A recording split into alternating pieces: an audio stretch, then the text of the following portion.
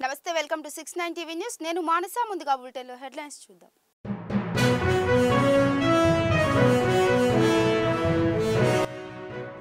బొల్లారం రాష్ట్రపతి నిలయంలో ఘనంగా ఎట్ హోమ్ కార్యక్రమంలో పాల్గొన్న గవర్నర్ జిష్ణుదేవ్ వర్మ సీఎం రేవంత్ రెడ్డి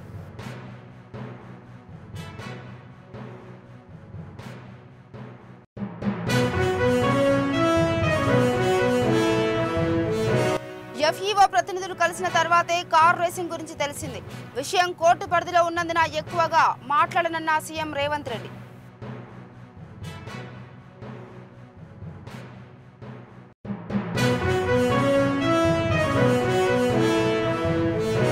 శుక్రవారం శాసనసభలో హంగామా సృష్టించిన బీఆర్ఎస్ సభ్యులు స్పీకర్ గడ్డం ప్రసాద్ పై కాగితాలు విసిరేసిన గులాబీ దళం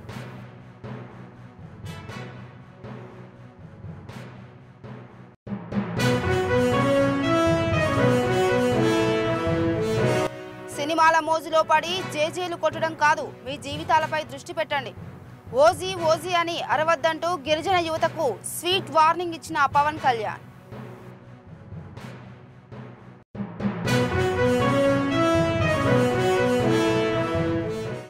ఇక డీటెయిల్స్ కెళ్తే హైదరాబాద్ బొల్లారం రాష్ట్రపతి నిలయంలో రాష్ట్రపతి ద్రౌపది ముర్ము ఏర్పాటు చేసిన ఎట్ హోమ్ కార్యక్రమం ఘనంగా నిర్వహించారు ఈ కార్యక్రమానికి governor Jishnu Dev Varma CM Revanth Reddy Haryana governor Bandaru Dattatreya పలువురు మంత్రులు ఇతర ప్రజాప్రతినిధులు పాల్గొన్నారు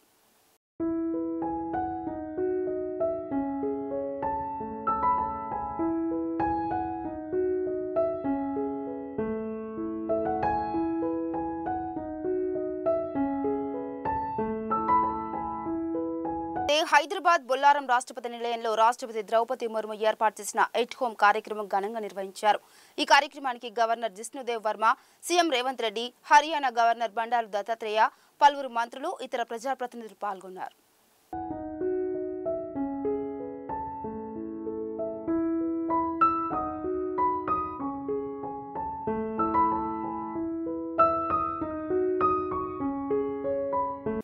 ఫార్ములా ఈ కార్ రేసింగ్ పై శాసనసభలో చర్చ చేపట్టాలని డిమాండ్ చేస్తూ బీఆర్ఎస్ సభ్యులు గందరగోళం సృష్టించారు స్పీకర్ పోడియంలోకి కూడా దూసుకుపోయారు ఈ నేపథ్యంలో ముఖ్యమంత్రి రేవంత్ రెడ్డి మాట్లాడుతూ అసెంబ్లీలో ఫార్ములా ఈ కార్ రేసింగ్ పై చర్చించాలని ఇంతకాలం కేటీఆర్ ఎందుకు అడగలేదని ప్రశ్నించారు ఈ కార్ రేసింగ్ ప్రతినిధులు తనను కలిశారని 600 కోట్ల పెండింగ్ నిధులు రావాల్సి ఉందని వాటిని ఇవ్వాలని అడిగారని రేవంత్ చెప్పారు మీరు ఓకే అంటే మరోసారి రేసింగ్ నిర్వహిస్తామని చెప్పారని తెలిపారు ఎఫ్ఈఓ ప్రతినిధులు తనను కలిసిన తర్వాతే తనకు ఈ విషయం తెలిసిందని చెప్పారు కార్ రేసింగ్ గురించి అడిగిన అధ్యక్ష ప్రస్తావన తీసుకొచ్చిరా పోని వాళ్ళు ఈరోజు ఏం వాదన తెస్తారు ఎఫ్ఐఆర్ 2 రోజుల కింద అయింది కాబట్టి మాకు ముందు తెలియదని అధ్యక్ష 2023 డిసెంబర్ నుంచి డిసెంబర్ 7 తారీఖు మా ప్రభుత్వం ఏర్పాటు చేసి నేను బాధ్యత తీసుకున్న రోజు 3-4 రోజుల తర్వాత ఆ ఎఫ్ఈఓ సంబంధించిన ప్రతినిధి నా దగ్గరకు వచ్చి గతంలో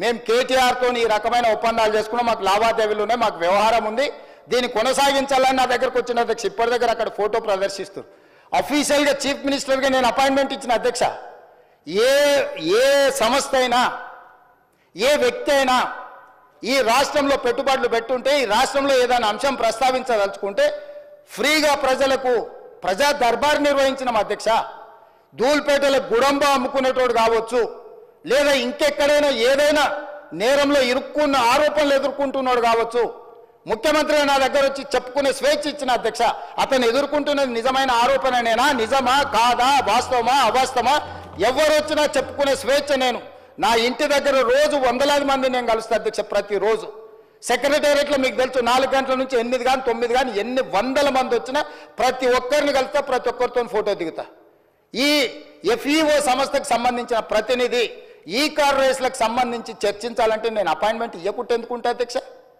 ఏముంది అధ్యక్ష నేను దిగిన ఫోటో అధ్యక్ష ఆ ఫోటో నేనే దిగిన వాళ్ళని పిలిచినా నేను వాళ్ళు వచ్చి కలుస్తామంటే రమ్మన్నా వచ్చి కలిసారు కలిసిన తర్వాత ఈ విషయం ప్రస్తావించారు ఈ విషయం ప్రస్తావిస్తే నేను అడిగిన మాకేం సంబంధమయ్యా మాకేం సంబంధం దీంట్లో ప్రభుత్వం ఎందుకు డబ్బులు ఇస్తుందని లేదు సార్ కేటీఆర్ మేము చీకట్లో మాట్లాడుకున్నాం అదంతా సెట్ అయిపోయింది సార్ జర్ర మీరు అంటే ఇక వేసేసుకొని వెళ్ళిపోతాం సార్ ఒక 600 కోట్లు జర అని రా సార్ అని వచ్చారు అనే ముందల ఫస్ట్ అయితే అధికారులను అడుగుదామని చెప్పి ఆయన చెప్పిన తర్వాతనే దీని వెనకాల ఉన్న వ్యవహారం ఏంది అనేది నేను అధికారులను పిలిచి అడిగిన అధ్యక్ష.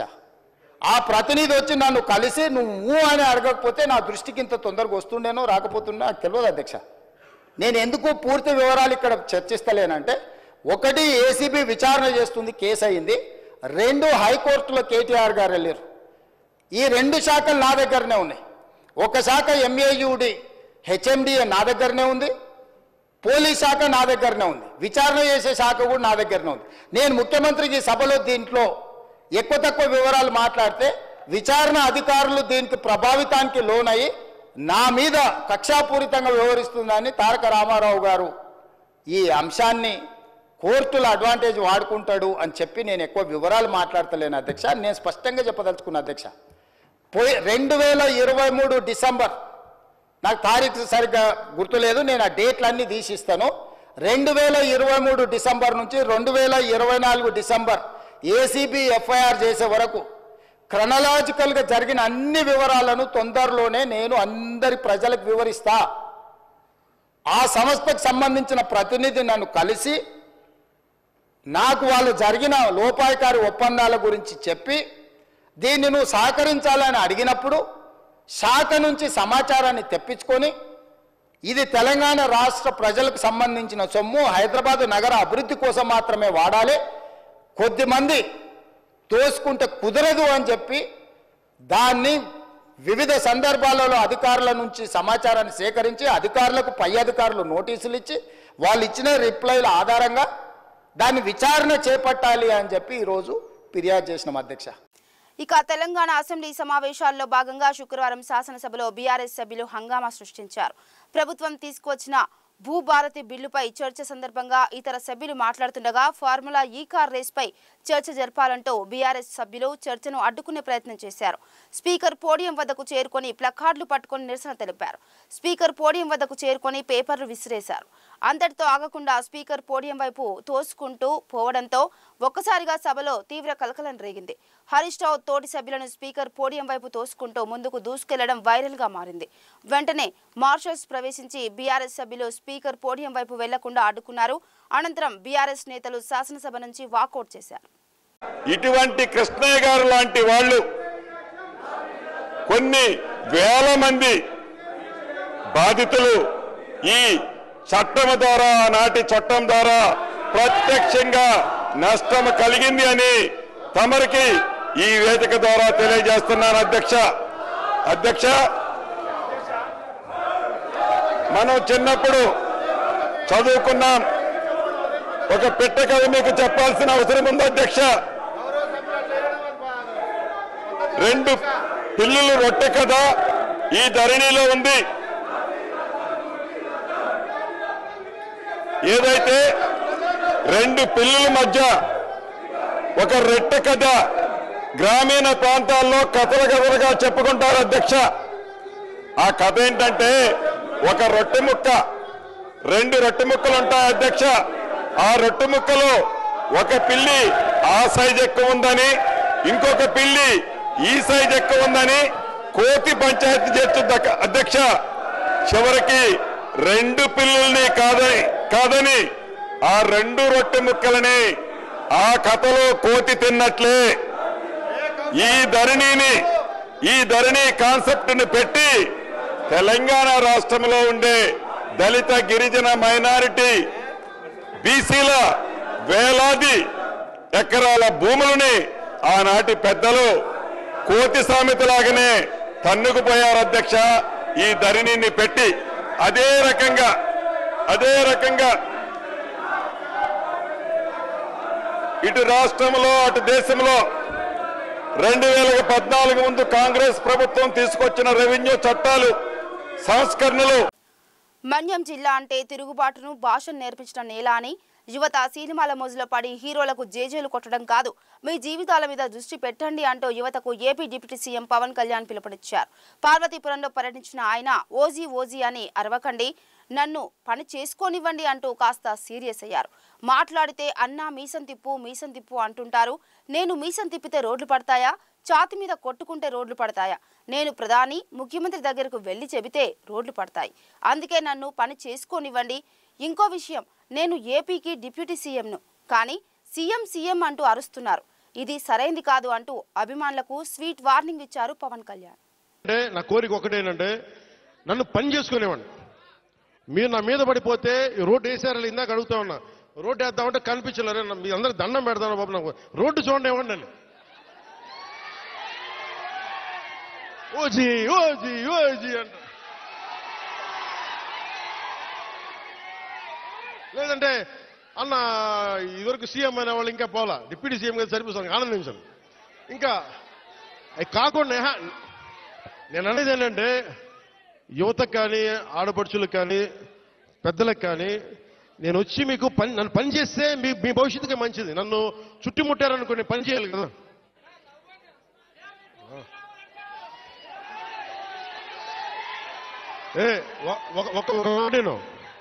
ఒక మాటేనండి. ఉత్తరాంధ్రలో మీరు తెలుగు నేర్పించిన నేల ఇది, వాడుక భాష నేర్పించిన నేల ఇది, తిరుగుబాటు అంటే నేర్పించిన నేల ఇది. అంటే మనల్ని ఎవరన్నా దోపిడీ చేస్తుంటే ఎదురు తిరిగే నేల ఇది. మీరు ఈరోజు ఏమైపోయారంటే మీరు సినిమాల మోజులో పడిపోయి మీరు పోస్టర్లు పెట్టి ఓజీ ఓజీ లేదంటే మిగతా హీరోలకి జైజీలు కొట్టి ఇవన్నీ కొట్టండి. కానీ మీరు కనుక మీ జీవితం బాధ్యత తీసుకోకపోతే ముందుకెళ్ళారు. మీరు మాట్లాడితే అన్నా మీసం తిప్పు అంటారు.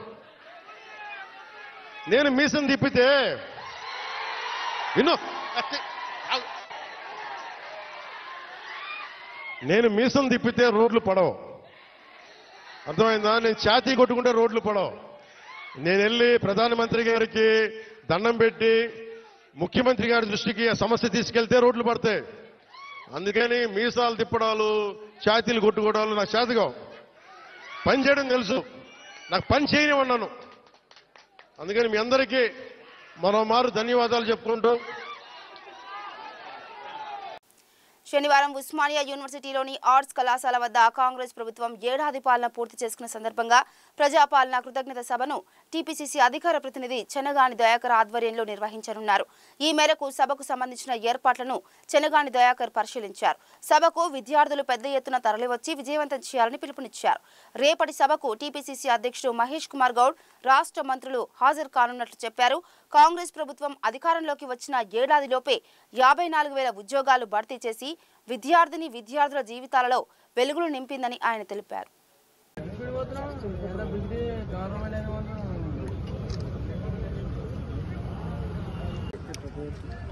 ఏడాది ప్రజాపాలనకు పూర్తవుతున్నటువంటి సందర్భంగా మొదటగా నిరుద్యోగులకు 54,000 ఉద్యోగాలు ఒక ఏడాదిలోనే కల్పించి నిరుద్యోగుల జీవితాల్లో వెలుగులు నింపినటువంటి ఈ ప్రజాపాలనకు కాంగ్రెస్ ప్రభుత్వానికి ఒక ధన్యవాదాల సభగా, ఒక కృతజ్ఞత సభగా, ఒక థ్యాంక్ఫుల్ సభగా, ఒక విజయోత్సవ సభగా దీన్ని ఒక ఏర్పాటు చేసి ఉస్మానియా యూనివర్సిటీ కేంద్రం నుంచి వేలాది మంది నిరుద్యోగులతోని ఈ ప్రభుత్వానికి జేజేలు పలకడానికి రేపు 21న సాయంత్రం 5 గంటలకు బహిరంగ సభను ఏర్పాటు చేయబోతా ఉన్నాం. ఈ బహిరంగ సభకు కాంగ్రెస్ రాష్ట్ర అధ్యక్షులు పిసిసి చీఫ్ మహేష్ కుమార్ గౌడ్ గారు, మంత్రులు, ఎమ్మెల్యేలు, ఎమ్మెల్సీలు, కార్పొరేషన్ చైర్మన్లు అందరూ కూడా పెద్ద ఎత్తున హాజరు కాబోతా ఉన్నారు. కాబట్టి ఈ యొక్క సభను కూడా అందరూ జయప్రదం చేయాలని కూడా కోరుతా ఉన్నాం. కాబట్టి ఈ సభలో కళాకారులు, అందరూ మేధావులు, ఇంకా ఉన్నటువంటి అనేక మంది వివిధ ఉన్నటువంటి నిపుణులు కూడా ఈ యొక్క బహిరంగ సభలో పాల్గొని మాట్లాడతారు. ఈ వచ్చే 4 ఏళ్లలో కూడా మన ప్రభుత్వం నిరుద్యోగుల కోసం, రైతుల కోసం, అనేక ఉన్నటువంటి సంక్షేమ పథకాల కోసం అభివృద్ధి చేయడానికి సిద్ధంగా ఉంది. గత 10 ఏళ్లలో మొత్తం కూడా తెలంగాణ వ్యవస్థ, ఆర్థిక వ్యవస్థ, తెలంగాణ మొత్తం కూడా లూటీ చేయబడి కేసీఆర్ పాలనలో ఆగమైనటువంటి తెలంగాణను పునర్నిర్మాణం వైపు మళ్లీ నడిపించడానికి ఈ యొక్క ప్రజాపాలన రాష్ట్ర ముఖ్యమంత్రి రేవంత్ రెడ్డి గారు ప్రయత్నం చేస్తా ఉన్నారు. కాబట్టి ఈ యొక్క సభ ఈ ప్రభుత్వానికి మంచి ఒక మెసేజ్ ఇవ్వడానికి నాంది పలకాలను కూడా యూనివర్సిటీ తెలంగాణలో ఉన్నటువంటి నిరుద్యోగ లోకానికి కోరుతా ఉన్నాం. ఇక బీఆర్ఎస్ ఎమ్మెల్యే పాడి కౌశిక్ రెడ్డి తక్షణమే అసెంబ్లీ స్పీకర్ కి క్షమాపణ చెప్పాలని ఓయూ విద్యార్థి నాయకులు డిమాండ్ చేశారు. కౌశిక్ రెడ్డి అసెంబ్లీ సమావేశాల సందర్భంగా స్పీకర్ పై కాగితాలు చింపి విసరడాన్ని నిరసిస్తూ ఓయూ ఆర్ట్స్ కళాశాల వద్ద ఎన్ఎస్యుఐ నాయకులు నిరసన వ్యక్తం చేశారు. అసెంబ్లీలో కాంగ్రెస్ పార్టీ భూభారతి బిల్లును తీసుకొచ్చిన సందర్భంగా బీఆర్ఎస్ ఎమ్మెల్యేలు ఒక దళిత స్పీకర్ పై భూభారతికి సంబంధించిన పేపర్లు చించివేసి విసరడం సరికాదన్నారు. ఇప్పటికైనా టీఆర్ఎస్ పార్టీలో ఉన్న నాయకులు అగ్రవర్ణ దురహంకార ధోరణి వదిలిపెట్టాలని డిమాండ్ చేశారు.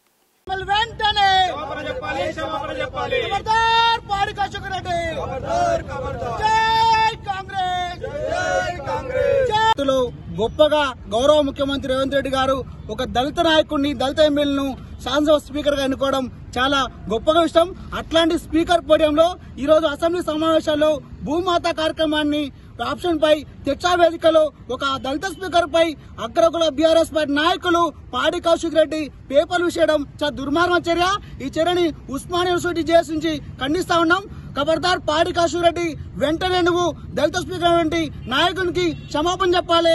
లేదంటే మేము త్వరలో ఉస్మానియా జేఎస్ నుంచి గవర్నర్ కలిసి బీఆర్ఎస్ పార్టీ ఎమ్మెల్యేల శాసనసభ సభ్యత్వాన్ని మొత్తం రద్దు అని మెమోరాండం ఇస్తాం. కాంగ్రెస్ పార్టీ అసెంబ్లీలో భూభారతి బిల్లును తీసుకొచ్చిన సందర్భంగా బీఆర్ఎస్ ఎమ్మెల్యేలు ఒక దళిత స్పీకర్ అయినటువంటి దళిత నాయకుని పైన ఈ రోజు పేపర్లు చించివేసి అదే భూభారతికి సంబంధించినటువంటి పేపర్లన్నింటినీ కూడా చించివేసి మొఖాన ఇసిరివేయడం జరిగింది.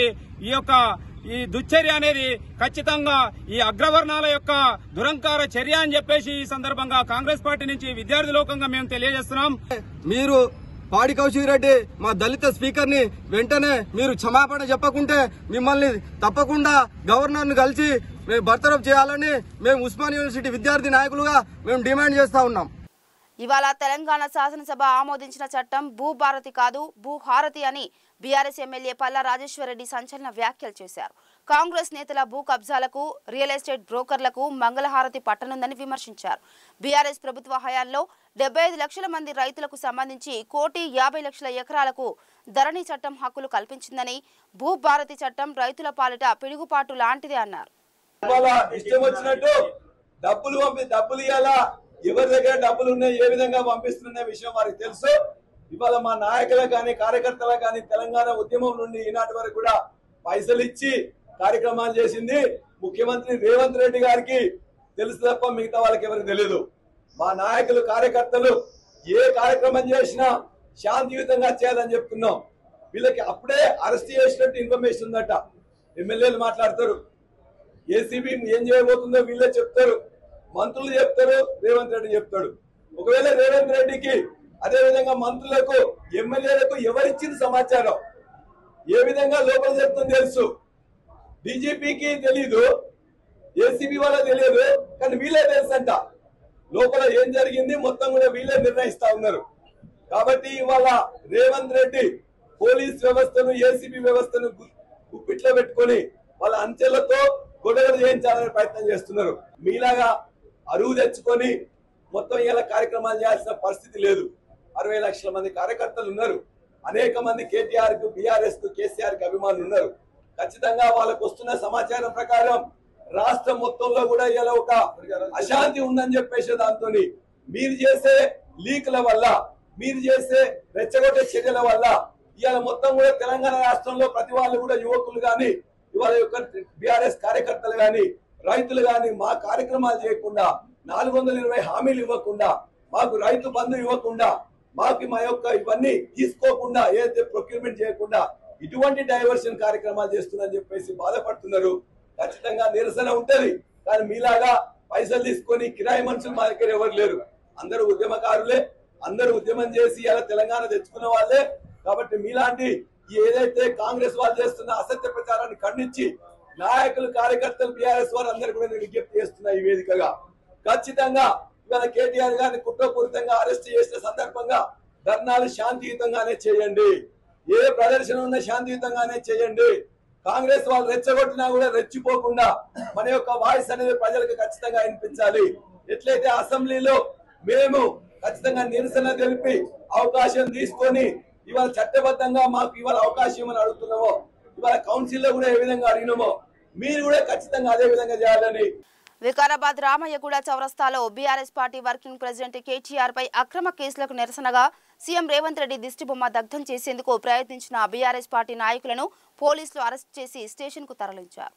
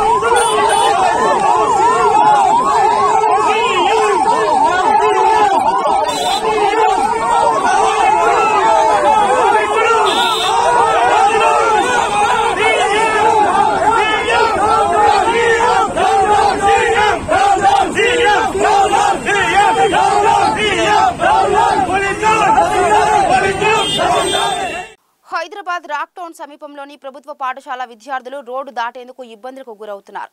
రోడ్డు వాహనాల రద్దీ ఎక్కువగా ఉండటంతో అనేక సార్లు ప్రమాదాలు జరిగినట్లు తల్లిదండ్రులు ఆందోళన చెందుతున్నారు.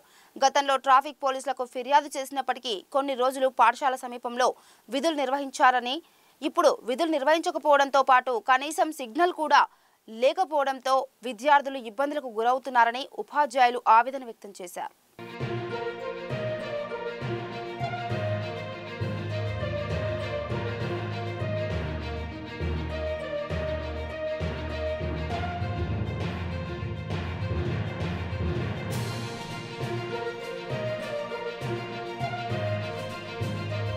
సునీత మేడం గారు, ఇప్పుడు ఇంత ట్రాఫిక్లో అందరు పిల్లలు వెళ్తున్నారుగా, రోడ్ క్రాస్ చేయడానికి ఎవరు కూడా లేరు. మీ స్కూల్ తరఫున ఏం చెప్పాలనుకుంటారు? స్కూల్ తరఫున ఒక సిగ్నల్ పెడితే బాగుండేది. స్కూల్ జోన్ అని ఒక బోర్డు కానీ ఒక సిగ్నల్ కానీ పెడితే పిల్లలకి సేఫ్ అవుతుందని నా కోరిక. ట్రాఫిక్ సిగ్నల్ వెళ్ళి ట్రాఫిక్ పోలీస్ స్టేషన్లో సిగ్నల్ పెట్టమని లేదా ఒక కానిస్టేబుల్ ప్రొవైడ్ చేయమని అడిగాము. వాళ్ళు చేశారు, కొంతకాలం రన్ అయింది. మధ్యలో హాలిడేస్ వచ్చే వరకు మళ్ళీ పోయింది. అంటే ఇప్పుడు రీసెంట్గా దరిదాపులో నేను 15 డేస్ నుంచి చూస్తున్నాను మేడం, 15 to 20 డేస్. ఇక్కడ ఎలాంటి సెక్యూరిటీ అంటే సెక్యూరిటీ కానీ ఒక పోలీస్ కానీ అంటే ట్రాఫిక్ పోలీస్ వారు ఎవరు లేరు. అందుకని ఒక జీబ్రా జోన్ పెట్టేసి ఒక సిగ్నల్ పెట్టేస్తే కాసేపు వెహికల్స్ ఆగితే పిల్లలు దాటుతారు కదా అని. ఇక బులెటిన్ ముగించే ముందు హెడ్లైన్స్ మరోసారి.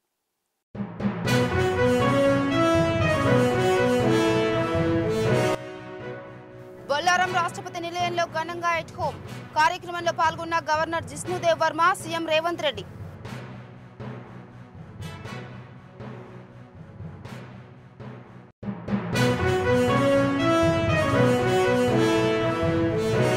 ఎఫ్ఈఓ ప్రతినిధులు కలిసిన తర్వాతే కార్ రేసింగ్ గురించి తెలిసింది. విషయం కోర్టు పరిధిలో ఉన్నందున ఎక్కువగా మాట్లాడనన్న సీఎం రేవంత్ రెడ్డి.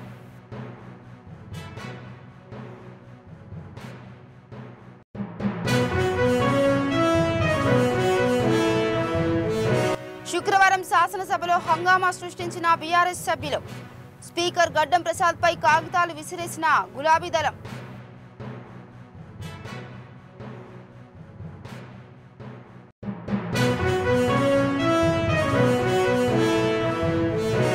సినిమాల మోజులో పడి జేజేలు కొట్టడం కాదు, మీ జీవితాలపై దృష్టి పెట్టండి. ఓజీ ఓజీ అని అరవద్దంటూ గిరిజన యువతకు స్వీట్ వార్నింగ్ ఇచ్చిన పవన్ కళ్యాణ్.